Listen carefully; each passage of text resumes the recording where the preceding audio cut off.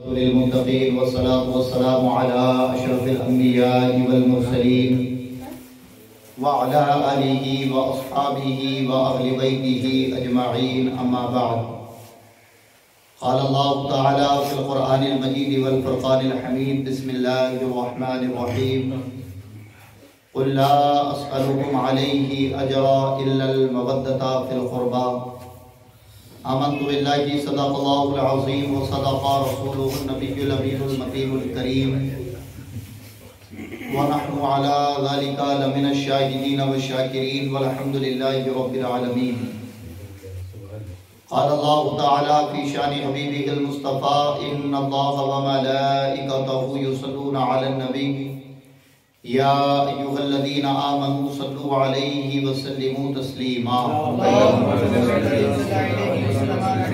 اللهم محمد صلى الله عليه وسلم محمد صلى الله عليه وسلم صلاة وسلام عليك يا رسول الله صلی اللہ تعالیٰ علیہ وسلم. نبی اور آل نبی پر ایک مرتبہ اور درود پاک پڑھ لیں.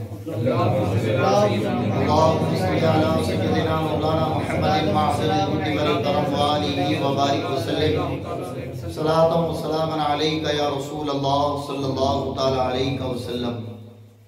مختصر حمد و صلاۃ کے بعد قرآن مقدس کی بڑی مشہور آیت کریمہ تلاوت کرنے کا شرف حاصل کیا. آئیے متذکرہ آیت مقدسہ کے تحت کچھ گفتگو کرنے سے قبل ہم اور آپ مل کر اللہ رب العزت کی بارگاہ میں دعا کریں کہ اللہ اپنے حبیب کے صدقے طفیل مجھے حق کہنے کی توفیق عطا فرمائے اور ہم شرکائے بزم کو حق سن کر حق کو قبول کر اس پر عمل کرنے کی توفیق عطا فرمائے. اللہ کا فضل اس کا احسان ہے کہ آج 168ویں بزم جناب نوشاد صاحب کے یہاں منعقد کی گئی اور اس بزم کا عنوان بڑا خوبصورت انتخاب کیا گیا: سیرت سیدنا امام جعفر صادق رضی اللہ تعالیٰ. انشاءاللہ وقت کے دائرے کے اندر سیدنا امام جعفر صادق رضی اللہ تعالیٰ کی سیرت طیبہ کے چند گوشے آپ کی سماعتوں کے حوالے کروں گا. توجہ کے ساتھ دل جمعی کے ساتھ گفتگو کو سماعت فرمانا ہے. میں نے جس آیت مبارکہ کی تلاوت کی، اللہ رب العزت اپنے مقدس کلام میں ارشاد فرماتا ہے: قل لا اسألكم علیہ اجرا الا المودۃ فی القربى. اے محبوب آپ فرما دیں کہ میں دین کی خدمات پر تم سے کوئی اجرت طلب نہیں کرتا، الا المودۃ فی القربى، لیکن میری قرابت دار میرے گھر والوں سے محبت کرو. آج جن کے تذکرے کے لیے ہم اور آپ یہاں حاضر ہوئے ہیں وہ بھی اہل بیت کے ان نفوس میں سے ایک نفوس کا نام ہے کہ جن سے اللہ رب العزت نے ہمیں محبت کرنے کا حکم دیا. امام جعفر صادق رضی اللہ تعالیٰ کی شان، ان کا مقام بڑا بلند و بالا ہے اور اللہ رب العزت نے ہم لوگوں پر یہ احسان کیا، یہ اس کا فضل ہے کہ آج اس ذات کا ذکر کرنے کے لیے ہم اور آپ حاضر ہوئے ہیں کہ جن کے تعلق سے صدر الافاضل علامہ نعیم الدین مراد آبادی علیہ رحمہ فرماتے ہیں کہ امام جعفر صادق رضی اللہ تعالیٰ کی نیاز، ان کا تذکرہ اگر کوئی دل سے کرے اور خدا کی بارگاہ سے جو مانگے تو رب کائنات اسے عطا فرماتے. آپ مستجاب الدعوات تھے، یعنی جو کہہ دیتے تھے خدا کی بارگاہ میں رب کائنات اسے پورا فرماتا تھا. امام جعفر صادق رضی اللہ تعالیٰ کی ولادت باسعادت کے تعلق سے روایت میں اختلاف پایا جاتا ہے، لیکن وہ اختلاف یوں کہ آپ 80 یا 83 ہجری میں مدینہ منورہ میں آپ کی ولادت باسعادت ہوئی۔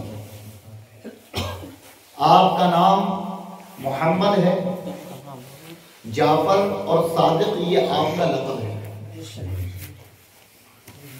آپ کے والد ماجد امام محمد الباقر اور آپ کے دادا امام زین العابدین سید الشہداء کے فرزند، آپ کے پردادا امام حسین رضی اللہ تعالیٰ، اور آپ کا نسب مولا علی سے ملتے ہوئے رسول پاک صلی اللہ تعالیٰ علیہ وسلم سے جا ملتا ہے۔ یعنی امام زین العابدین کے سگے پوتے امام جعفر صادق رضی اللہ تعالیٰ۔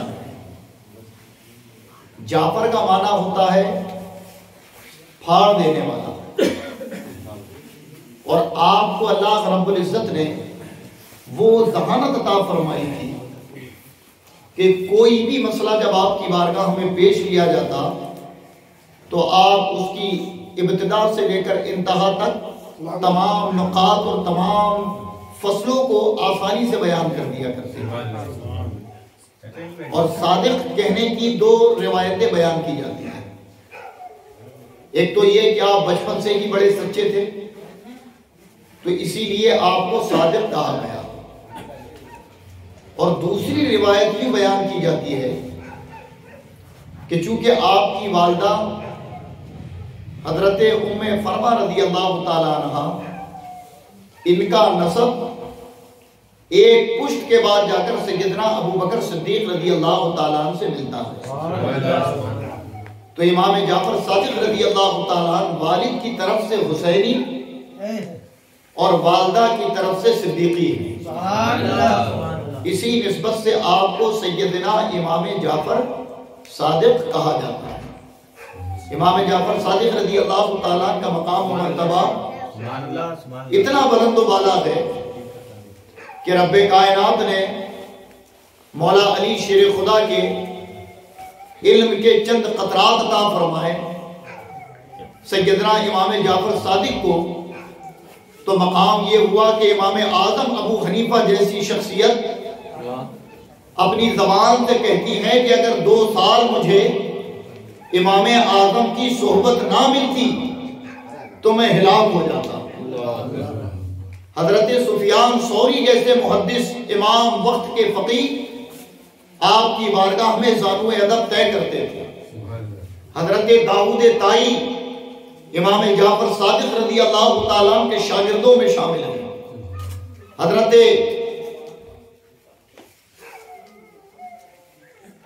امام مالک امام جعفر صادق رضی اللہ تعالیٰ کے تلامذہ میں شامل ہیں۔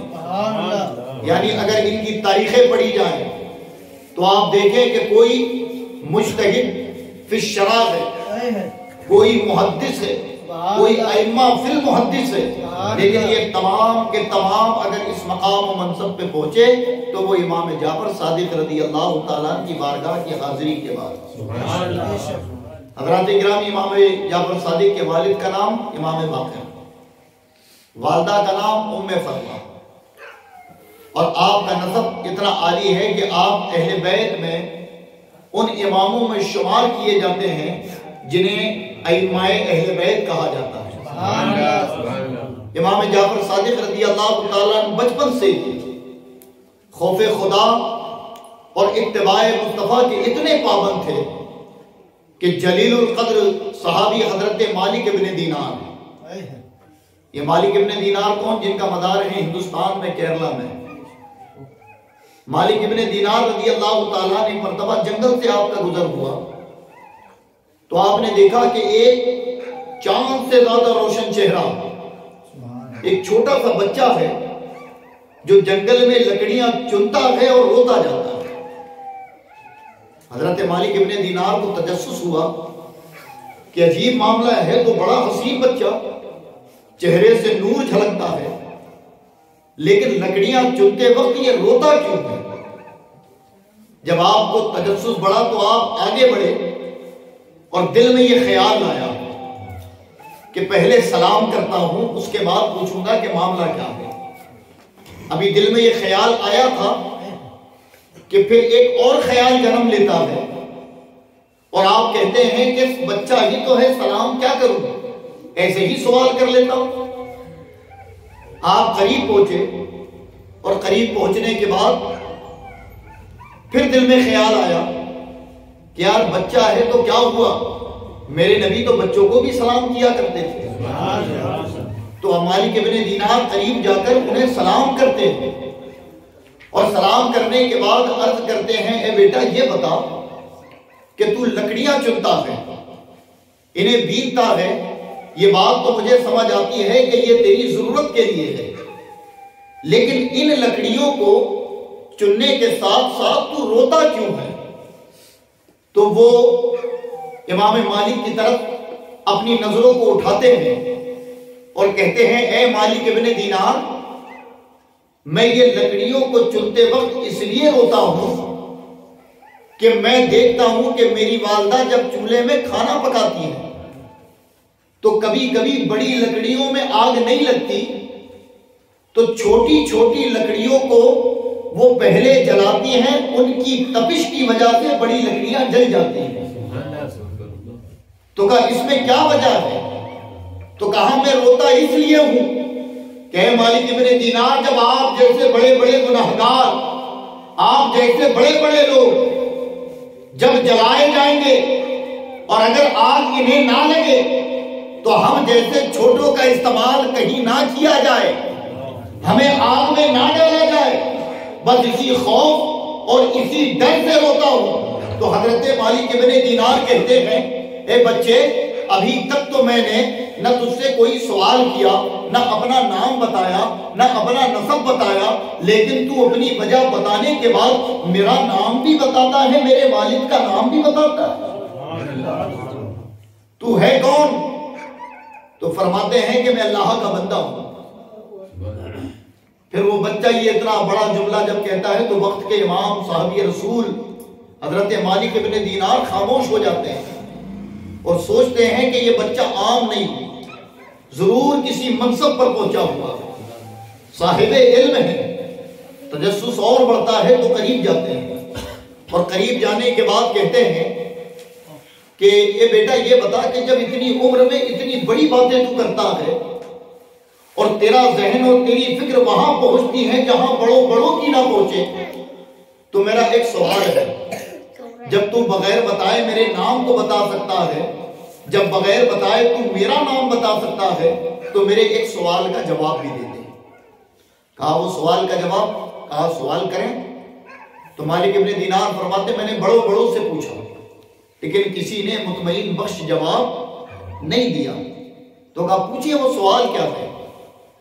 تو مالک ابن دینار فرماتے ہیں کہ قلب اور نفس میں فرق کیا ہے؟ کیا سوال پوچھا؟ کہ دل اور نفس میں سوال کے فرق کیا ہے؟ جب جیسے ہی مالک ابن دینار نے اپنا سوال پیش کیا تو وہ بچہ جس نے اتنی بڑی نصیحت فرمائی تھی کہتا ہے کہ حضور قلب اور نفس میں فرق یہی ہے کہ جب آپ میرے قریب آ رہے تھے تو آپ کے دل میں یہ بات پیدا ہوئی کہ پہلے سلام کرتا ہوں، یہ آپ کا قلب تھا، لیکن جیسے ہی تھوڑی دیر بعد آپ نے سوچا کہ بچہ ہی تو ہے، سلام کیا کروں، یہ آپ کا نفس ہے۔ جیسے ہی امام مالک ابن دینار نے سنا تڑپ گئے، کہا بیٹا حقیقت ہے کہ میرا دل تو کہہ رہا تھا تجھے سلام کروں، لیکن میرے نفس نے مجھے اپنی انانیت کی طرف موڑ دیا۔ تو حضرات ایک بڑی تعلیم امام جعفر صادق نے اپنے بچپنے میں عطا فرمائی ہے کہ قلب حقیقت میں بندے کو اچھائی کی طرف راغب کرتا ہے، لیکن نفس ہی بندوں کو گناہوں کی طرف لے جاتی ہے۔ امام مالک ابن دینار نے جب یہ سنا تو سننے کے بعد بے ساختہ آنکھوں سے آنسو نکل پڑے اور کہتے ہیں بچے اب یہ بتا دے کہ تو ہے کون، تو باتیں تو بڑی پیاری کرتا، صاحب علم ہے، لیکن تیرے ماں باپ نے تجھ پر ظلم کیا کہ اتنے ننھے بچے کو جنگل بھیج دیا لکڑی چننے۔ اتنا سننا تھا کہ آپ غضبناک ہو گئے اور کہتے ہیں مالک ابن دینار خبردار میرے والدین کو ظالم نہ کہنا، میں تو اپنی مرضی سے آیا ہوں۔ تو کہا پھر تیرے والدین ہیں کون؟ اب جب نسب بتاتے ہیں تو کہتے ہیں میں باقر کا بیٹا ہوں، میری ماں ام فروا ہے، میرے دادا زین العابدین ہیں، میرے پردادا حسین ہیں، میرے دادا علی ہیں، میں مصطفیٰ کی آل ہوں۔ حضرت مالک ابن دینار وقت کے صحابی ہیں، جلیل القدر عالم ہیں، لیکن قدموں کا بوسہ لیتے ہیں اس ننھے بچے کے اور کہتے ہیں کہ اتنی بڑی فصاحت و بلاغت میں ڈوبی ہوئی باتیں اگر کوئی کر سکتا ہے تو وہ اولاد علی ہی ہے۔ بچپن میں یہ بچپن میں امام جعفر صادق رضی اللہ تعالیٰ کا حال تھا، بچپن کی عمر میں، کہ بچپن میں آپ نے ایسا جواب دیا جو نصیحت آموز ہے۔ حضرات گرامی، امام جعفر صادق رضی اللہ تعالیٰ جب کچھ بڑے ہوئے تو اپنے والد کی تربیت میں ہی آپ نے علم حاصل کیا، اور پھر اتنا علم حاصل کیا کہ راوی کہتے ہیں کہ سائنس کو سب سے پہلے مدون کرنے والے اگر کائنات میں کوئی ہیں تو وہ امام جعفر صادق رضی اللہ عنہ۔ انسان کے حواس خامسہ اور اس پر تحقیق کر کر اس کے علوم کو لوگوں کے سامنے لانے والے اگر کوئی ہیں تو وہ امام جعفر صادق رضی اللہ تعالیٰ ہے۔ یعنی آپ کی بارگاہ میں جو سوال لے کر آتا آپ اس کا مطمئن بخش جواب عطا فرماتے ہیں، اور جواب کیوں نہ عطا فرمائیں کہ منبع علم بھی آپ کا گھرانہ ہے، منبع ولایت بھی آپ کا گھرانہ ہے۔ آپ مولا علی کے پوتے ہیں، امام زین العابدین کے پوتے ہیں، امام باقر، خود آپ کے والد کی شان یہ ہے کہ آپ کو بھی علم کا تاجدار کہا جاتا تھا۔ قرآن و حدیث کہ ہر ایک نقاط کو آپ بڑی تفصیل کے ساتھ بیان کیا کرتے تھے۔ امام جعفر صادق رضی اللہ تعالیٰ کی شان یہ تھی کہ پوری زندگی آپ نے درس حدیث، درس قرآن اور تلامذہ کو پڑھنے میں گزاری ہے۔ آپ تصوف کے اعلیٰ منصب پر تھے، لیکن آپ سے ایک مرتبہ سوال ہوا کہ صوفی کسے کہتے ہیں؟ میں بالکل مخصوص چیزیں امام جعفر کی آپ تک پہنچاؤں گا۔ فرمایا کہ صوفی کسے کہتے ہیں؟ تو امام جعفر صادق حلیت الاولیاء کتاب اس کے حوالے سے فرماتے ہیں کہ صوفی اسے کہتے ہیں کہ جو رسول پاک صلی اللہ تعالی علیہ وسلم کی ظاہری عادت و اطوار کے علاوہ آپ کے باطنی عادت و اطوار پر بھی عمل پیرا ہو۔ یعنی کہا کہ جو ظاہر پر عمل کرے وہ تو متبع سنت ہوا، لیکن جو نبی کے باطنی عادت و اطوار اور طریقے پر عمل کرے وہی حقیقت معنوں میں صوفی ہے۔ اب صوفی سے مراد کیا ہے؟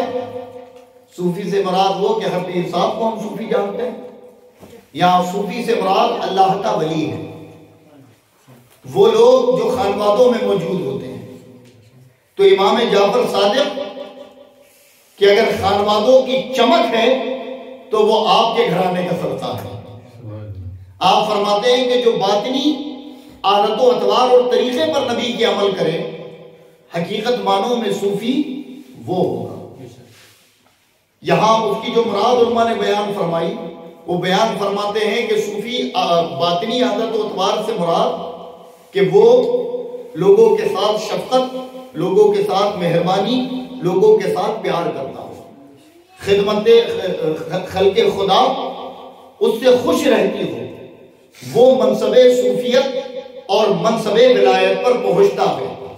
اور یہ تعلیم کس کی ہے؟ امام جعفر صادق رضی اللہ تعالیٰ کی۔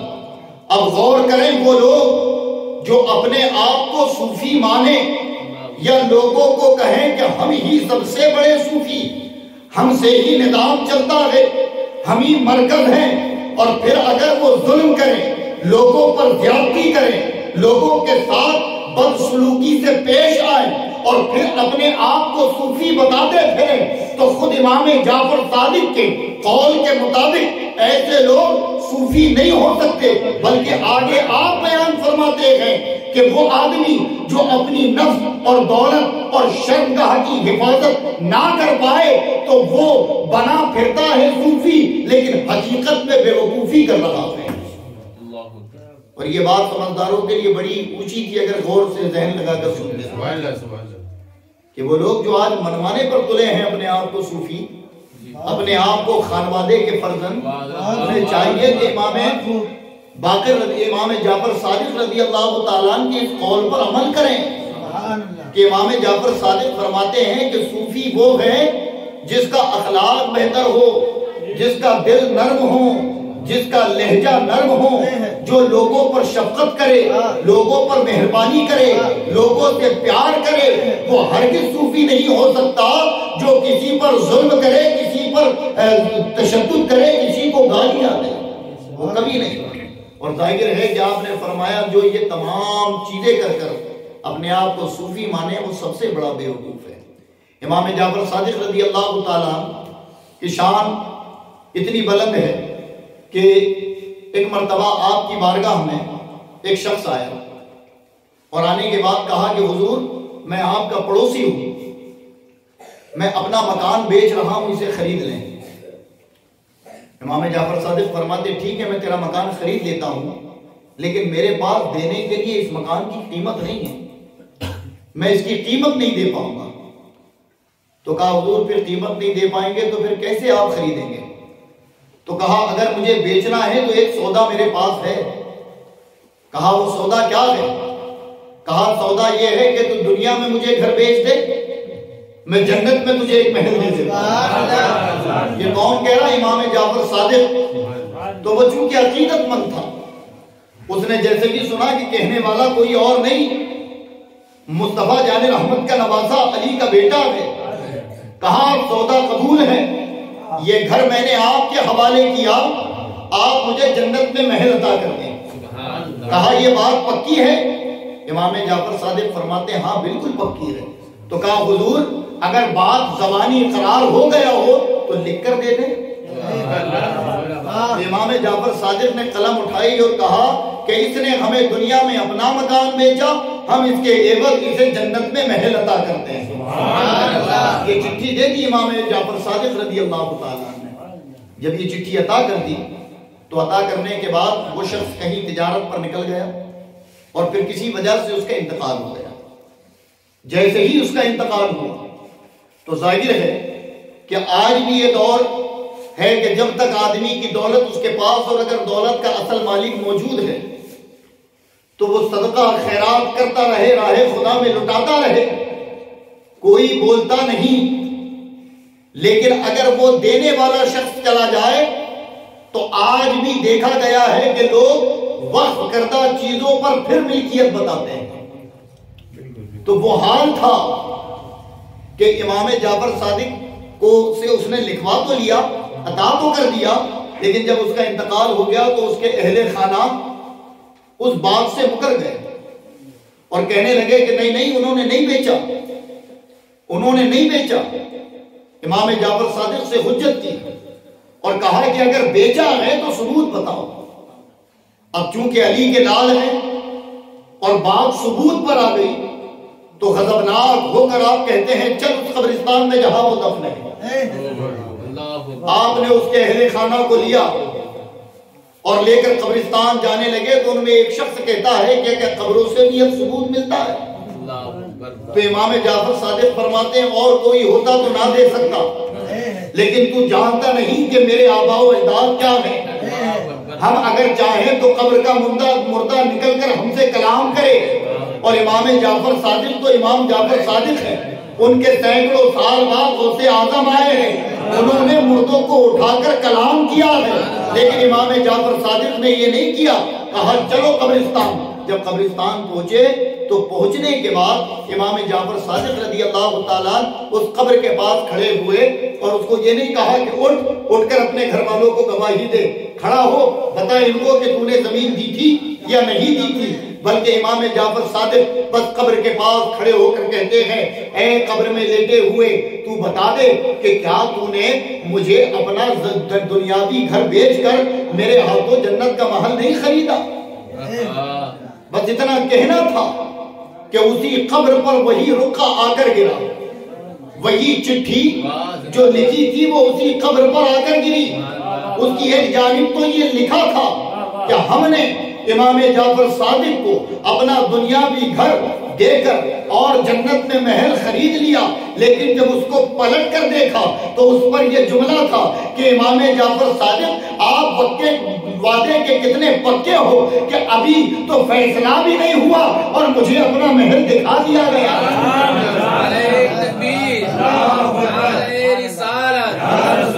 امام جعفر صادق زندہ باد، شان امام جعفر صادق زندہ باد، زندہ باد۔ حضرات گرامی، پوری زندگی امام جعفر صادق رضی اللہ تعالیٰ عنہ نے بڑی عاجزی اور انتصاری کے ساتھ گزاری، اور آپ کی عاجزی کا عالم کیا تھا کہ ایک مرتبہ حضرت داؤد طائی جو آپ کے شاگردوں میں شامل ہیں، سبحان اللہ، وہ امام جعفر صادق رضی اللہ تعالیٰ عنہ کی بارگاہ میں آئے اور کہا حضور مجھے کچھ نصیحت فرما دیں، کچھ نصیحتی جملے مجھے کہہ دیں تاکہ میں اپنی زندگی میں بہتری لا سکوں۔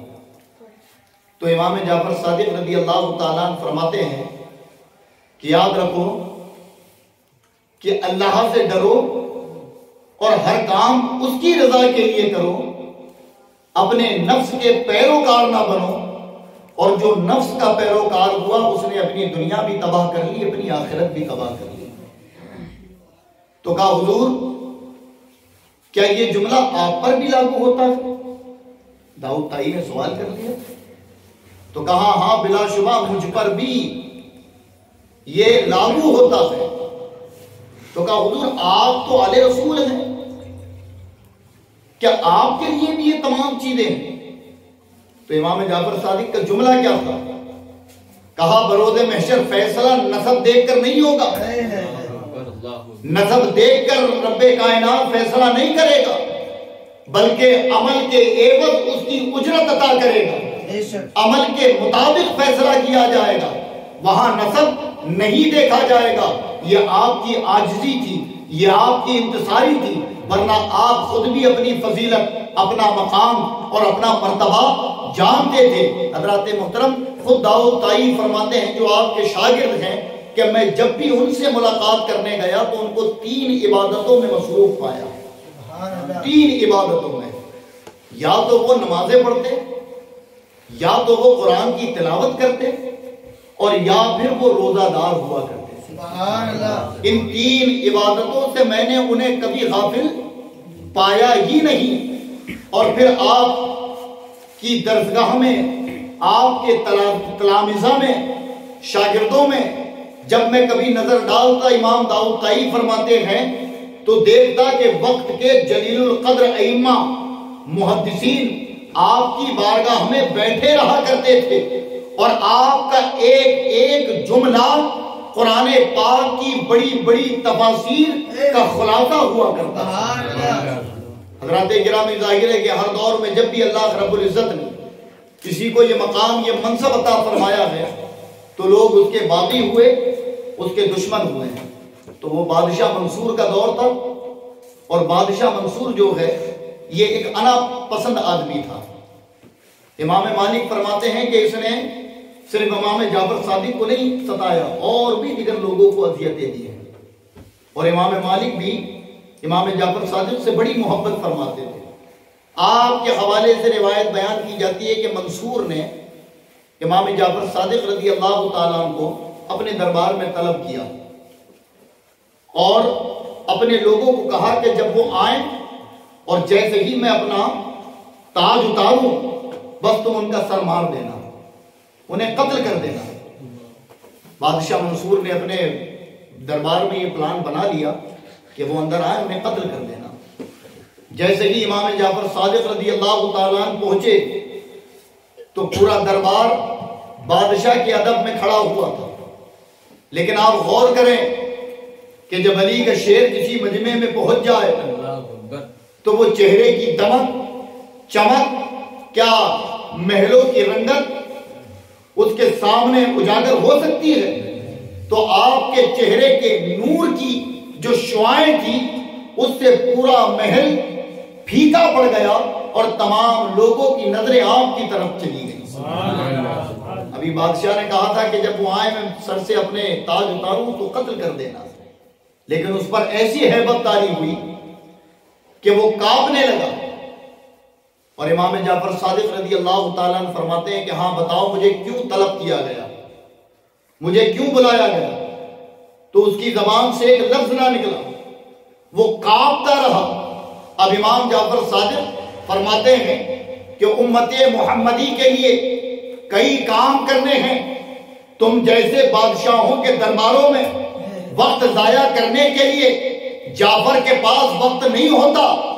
آج کے بعد کبھی مجھے اپنے دربار میں طلب کرنے کی جرت نہیں کرنا۔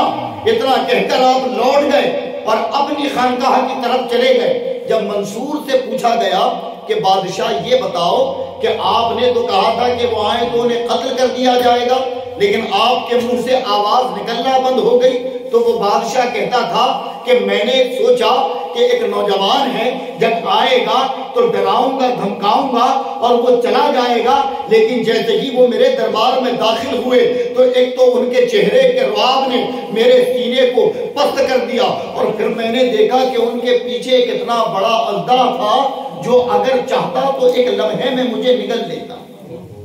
اس ڈر سے میں نے ان کی بے ادبی اور ان کی شان میں ایک لفظ بھی نہ کہہ پایا۔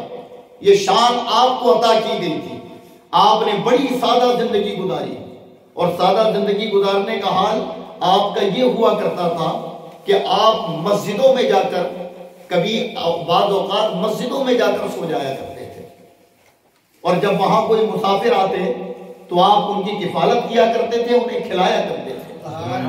حضرات گرامی پوری زندگی امام جعفر صادق رضی اللہ تعالیٰ نے عاجزی، انتصاری اور دیانتداری کے ساتھ گزاری۔ آپ نے نصیحتیں امت کو زیادہ تر فرمائی، اور آپ کی زندگی کا سب سے زیادہ حصہ علم دین مصطفیٰ کے فروغ میں گزرا ہے۔ آپ نے کرامتیں تو بے شمار ہیں، لیکن اصل معنوں میں امام جعفر صادق رضی اللہ تعالیٰ عنہ کی شان یہ ہے کہ اگر امام جعفر صادق رضی اللہ تعالیٰ عنہ کا کرم اس امت پر نہیں ہوتا تو نہ اس امت کو امام اعظم ملتے، نہ امام شافعی ملتے، نہ سفیان ثوری، نہ امام بخاری اور ائمہ اور محدثین۔ ان کا نام بھی امت بھول جاتی۔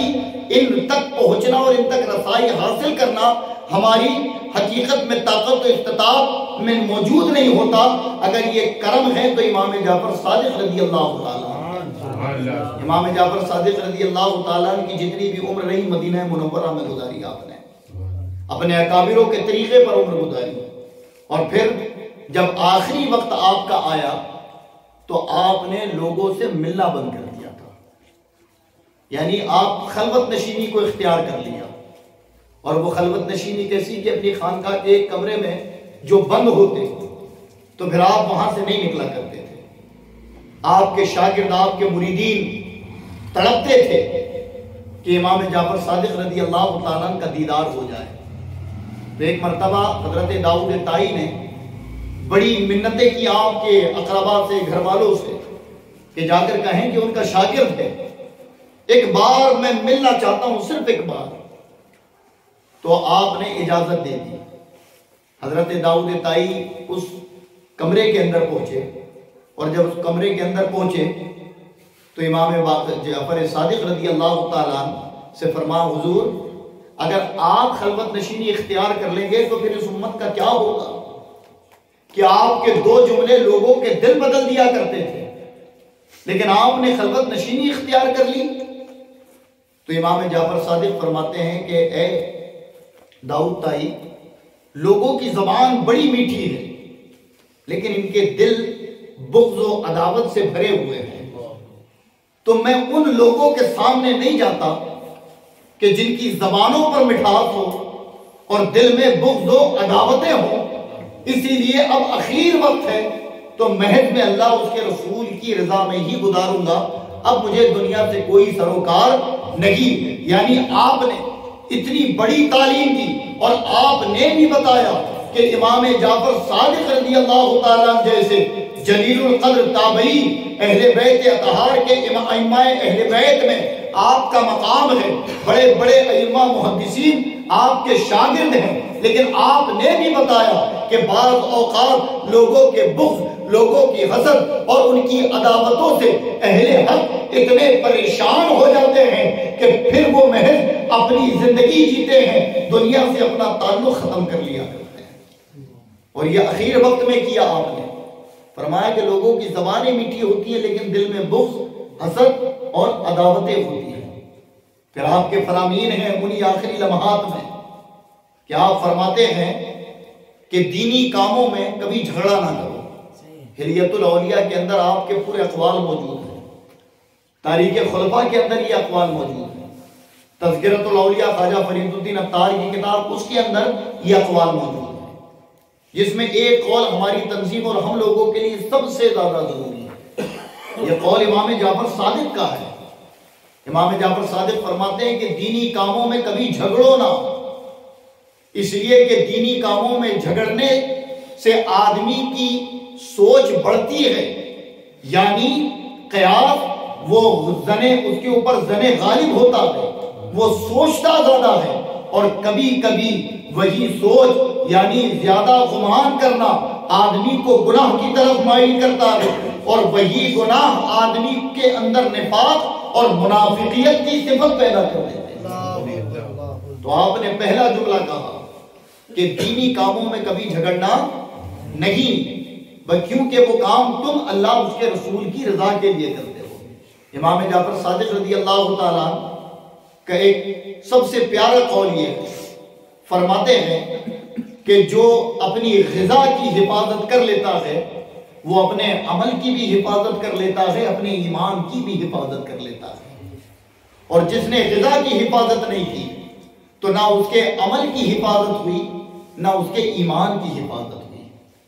فرمایا جو مصطفیٰ جان رحمت کا سچا متبی اور محب ہونے کا دعویٰ کرتا ہو تو محض اس کے دعووں پر نہ جانا، بس یہ دیکھنا کہ جب وہ لوگوں سے کلام کرتا ہے تو اس کا انداز بیان کیا ہوتا ہے، وہ لوگوں سے ملتا ہے تو اس کا انداز ملاقات کیا ہوتا ہے، اگر وہ خصلتیں پائی جائیں تو وہ زبان سے کہے یا نہ کہے تو ماں سمجھ جانا کہ یہ مصطفیٰ کا سچا عاشق ہے۔ ایسے سینکڑوں فرامین آپ کے کتابوں کے اندر موجود ہیں۔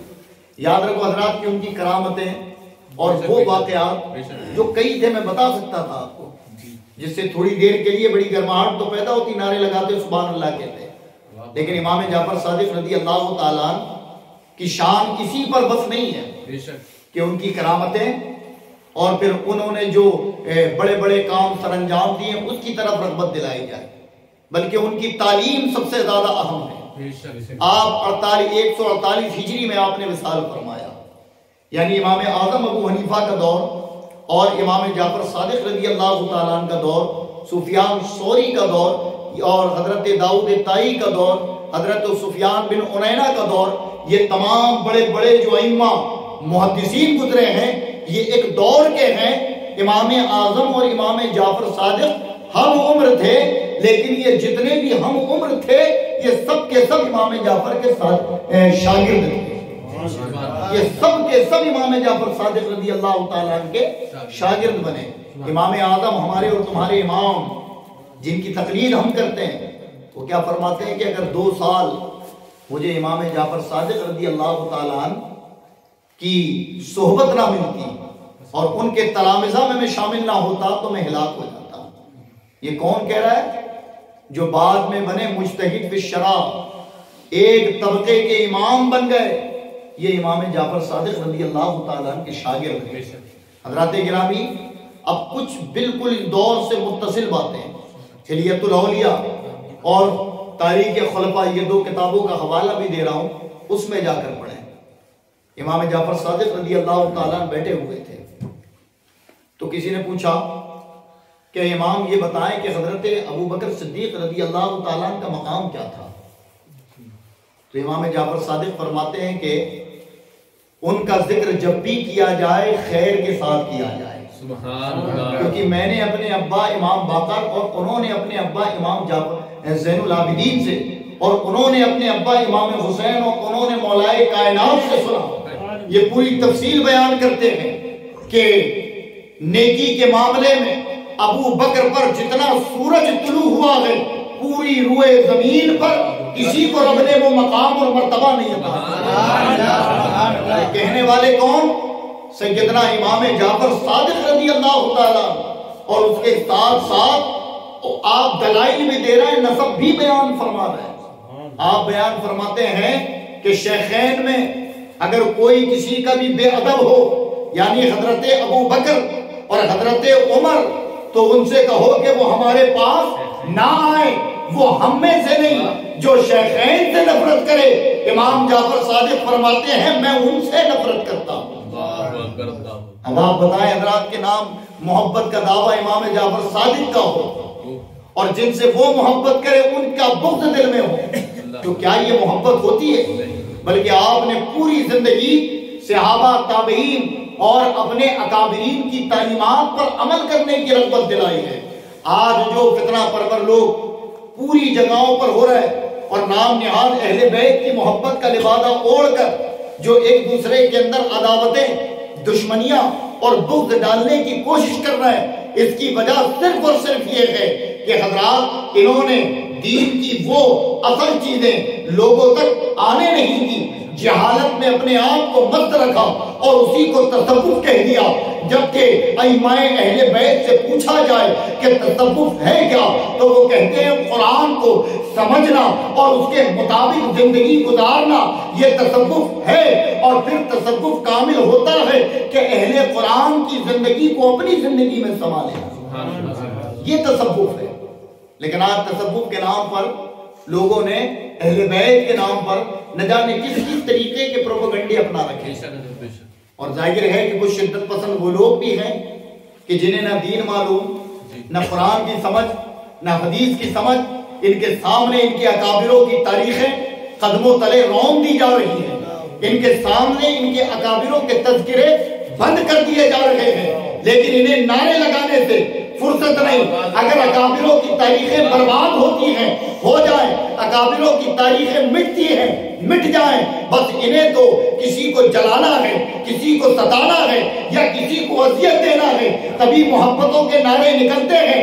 ورنہ جو نعرے ہم اور آپ لگاتے ہیں اگر یہ دل سے ہوتے تو کبھی یہ آواز نہیں اٹھتی کہ یہ نعرہ یہاں نہیں لگانا، یہ نعرہ یہاں نہیں لگانا.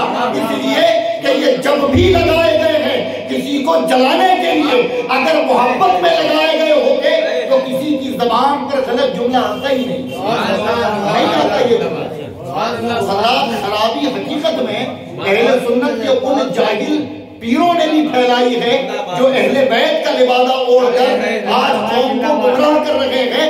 اور ان ٹوپی دھاریوں نے بھی کہ جنہوں نے حقیقت میں جبے عمامے تو ڈال لیے ہیں لیکن قوم کو اصل کی طرف لے جانے کی بجائے وہ قوم کو ایک دوسرے کا باغی بنا رہے ہیں. بس یہ دو لوگوں کی خرابی کی وجہ سے آج امت محمدی کا یہ حال ہے کہ بدعقیدوں کو ہم پر ہنسنے کا موقع مل رہا ہے، غیر مقلدوں کو ہم پر ہنسنے کا موقع مل رہا ہے.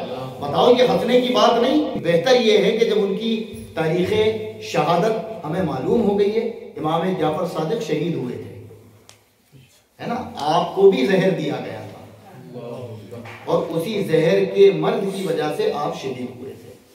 اور وہ زہر دینے کی وجہ یہ کہ آپ بے باک عالم دین تھے، بے باک خطیب تھے، بے باک مبلغ تھے. آپ نے وقت کے بادشاہ کو بھی نہیں چھوڑا، خلیفہ جو نام نہاد بنتے تھے انہیں بھی نہیں چھوڑا. سب کو سب نے آپ نے جس کو غلط دیکھا اس کا رد کیا. تو جو خارجی تھے، رافضی تھے، ان میں سے کسی نے آپ کو زہر دیا اور اسی زہر کی وجہ سے آپ کا وصال ہوا. تو ہم عرس مناتے ہیں، ان کی تاریخ مناتے ہیں. معلوم ہے تو 15 کو دلائیں، اور اگر محبت ہے تو بھائی 15 کو بھی دلائیں، 22 کو بھی دلائیں، کوئی حرج نہیں. لیکن ہاں اس میں الجھ کر اس کو دین کا شرعی مسئلہ بنا لینا یہ دیانتداری نہیں ہے. یہ ایک طریقے سے جو ہے آپس میں نا اتفاقی پیدا کرنا ہے.